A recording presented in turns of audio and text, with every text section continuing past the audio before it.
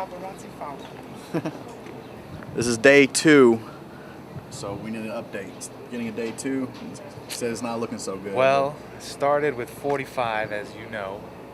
Now I got like 30 something. I don't want to talk about it. It's not looking too good. So we gotta be on the rebound for. That's all right. I'm all about bouncing back. Yeah, all about bouncing back. Yeah, the rebound for what would you call this, level 13? Next level 13. All right, yeah. Hopefully the next update we'll have a lot more better news. Hopefully in the next update we'll be in the money. Yeah. So tell me where we're at. Hold on, wait a minute. So we are at the dinner break of day 2 with about 60 or so players left. Just scored 198,000 chips playing Raz. A couple big pots back to back to back. People don't believe me. They just paid me off when I'm betting the whole way. I mean, what else are you gonna do, right? No real bad beats or anything to talk about. You know, it's been all run good now, which is definitely a good thing. So hopefully by the end of the night and get through day 3, bag and tag up another 100 grand. See, I told you we would have good news. We are in the money. We are in the money. I think right now we're guaranteed like 25 or 2,600. So that's plus 1,000 already. So it's just gonna keep going up from here. Right, back up. Jesus, get that thing out of my face. Where we at? We got the All right. last 2 hours of Day game. 3 is in sight, all right? We got 2 more levels of play for day 2. That's tonight. I'm sitting with about, I guess 250, 270-ish in chips. The average is 130. I'm thinking top 10 finish. Booyah, bitch, we're in the money. We're already guaranteed 4,000 out of 1,500 buy-in. That's 3x, bitch.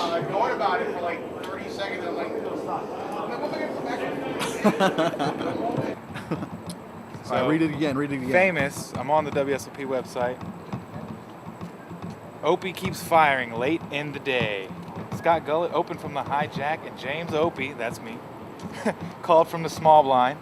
The flop came Jack, Jack 8, and the action checked to Gullett. I checked to him, and he bet. Opie snap raises, and Gullett thought for a second and made the call. The turn came to 9 of spades. Opie fires again. Gullett threw his cards in the muck, and Opie added more chips to his stack towards the end of day 2. Bitch! So I guess we'll find out what place you're in whenever we get back to the hotel. Probably by the time we get to the room, they'll update the website. I want to say that I'm in the middle of the pack. And how many players are left? There's 24 players left. The average stack is like 150 or something, 180 something. I've got 293 in chips, so. Final table, I'll be happy with 10th place money, which is like 12, 13,000. Yeah, I saw that, yeah. So, shit. So I'm thinking about starting hands for tomorrow because I want to be on my A game. So I'm thinking for limit hold'em, I'm going in late position, 8-9, suited and better to open, and in early to mid position, premium hands only because I hate playing limit hold'em. I suck at it. I fold or go take. That's my break section of the game. So, okay, now let's talk about stud games. For stud and stud 8 or better. Well, now let's talk about Omaha first. For Omaha, let's see. Small suited rundowns, no middle cards. So everything 6, 7, 8, 9, I'm folding. And then high rundowns only. All suited, double suited, and maybe a couple of aces hands, depending on the situation. Everything else, folding. All right, Raz. I am not opening the pot with an 8 in Raz. I don't care if I got a perfect 8 to start. I'm not opening. I might not even call. However, 3 cards lower than a 6, definitely going to raise with, but I'm not entering a pot. I'm not calling a raise with anything worse than 3 cards, 7 lower. All right, that's a good Raz starting thing. All right, stud, another one of my not so good games because you can only play for the high, and I like the deception of going high-low. So for stud 8 or better, geez, this is hard. I think I'm only gonna play high suited rundowns only. Like 10 or better. And maybe some suited aces. 3 suited ace cards. Alright. Stud 8. This is one of my favorite games.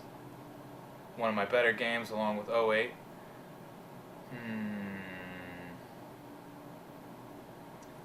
Three small suited cards only to open.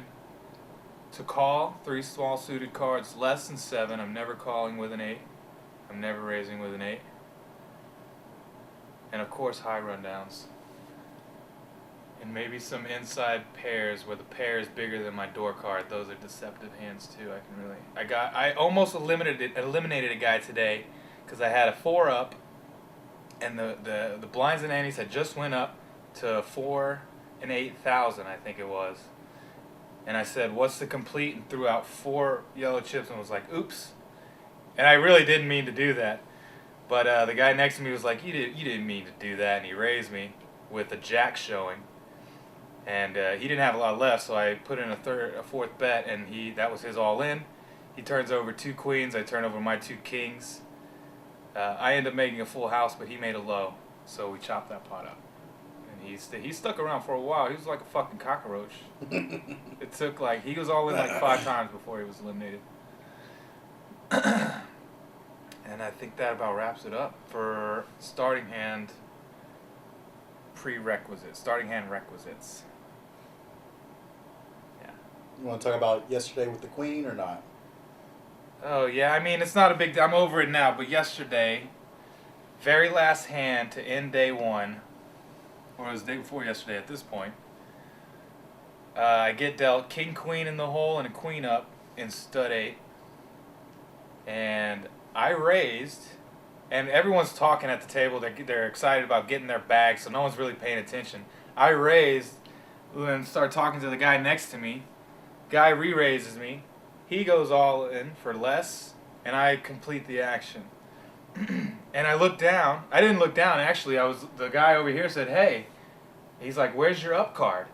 I look down. My queen of spades was gone. I'm like, what the fuck? I look under the rail, look under the plaques, look on the floor, it's gone. The dealer had mucked my up card. And at that point, I didn't remember if it was which queen it was. I thought it was the queen of diamonds for whatever reason. It turned out to be the queen of spades, but the guy who was all in swore up and down it was the queen of clubs. And we got the floor over here, and he said the floor was wrong, and the floor was like, yeah, I know. I mean, he took the deck out of the dealer's hand, fanned through it where only he could see it. I guess he had to saw the queen of clubs there because he fanned the deck back down and gave it back to the dealer. He got the queen of spades out of the muck and gave it back to me, and ended up winning the hand and eliminating that guy.